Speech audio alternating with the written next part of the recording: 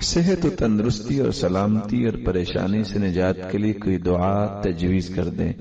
ہم تو کوئی دعا تجویز نہیں کر پائیں گے، ہم رسول اللہ صلی اللہ علیہ وسلم کا فرمان پیش کر سکتے ہیں، کیونکہ ہماری رائے، ہمارا تصور، اس کا اسلام میں کوئی بھی قدر و قیمت نہیں ہے۔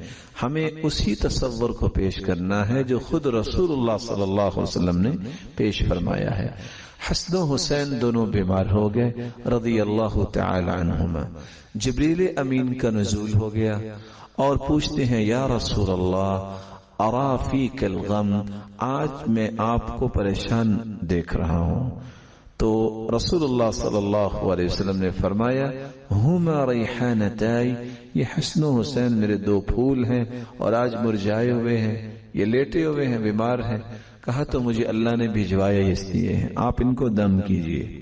اعیذکما بکلمات اللہ التامہ ومن کل شیطان وہام ومن کل عین لام، یہ تین جو کلمات ہیں یہ جبریل نے سکھائے۔ چنانچہ رسول اللہ صلی اللہ علیہ وسلم نے جب یہ کلمات پڑھے فقام یلعبانی، اسی وقت جو ہے دونوں حسن حسین رضی اللہ عنہما اٹھے اور کھیلنے لگ گئے۔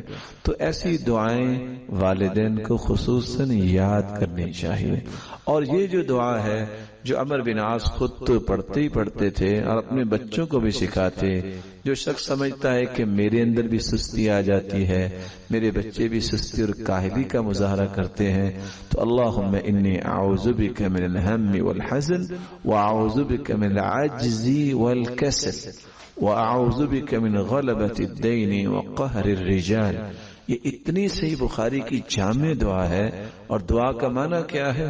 اللہم انی اعوذ بک من الہم والحزن، اللہ مجھے غم سے بھی بچا، اے باری تعالی مجھے ایسے فکروں سے بچا جو میرے لیے وبال جان بن جائے۔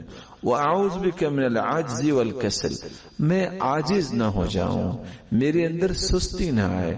وَأَعُوذُ بِكَ مِنْ غَلَبَةِ الدَّيْنِ وَقَهْرِ الرِّجَالِ، اے اللہ مجھ پہ قرضوں کا بوجھ نہ آئے اور مجھ پہ کسی انسان کا تسلط نہ ہو کہ میرے اوپر حاوی ہو جائے۔ اتنی جامع دعا ہے، اس طرح کی دعائیں یاد کرنی چاہیے۔ حسن المسلم ایک کتاب ہے، اس کا انگلش میں بھی ٹرانسلیشن ہو چکی ہے اور اردو میں بھی اس کا ترجمہ ہو چکا ہے، آپ کو دارالسلام سے مل سکتی ہے۔ کوشش کریں کہ ہر شخص جو ہے وہ یہ کتاب خریدے اور اس کتاب میں جو دعائیں لکھی ہوئی ہیں اور اوتھینٹک دعائیں ہیں اس کا ریفرنس ساتھ دیا ہوا ہے، اس کو یاد کریں اور اس کو اپنی زندگی کے معمولات میں شامل کریں۔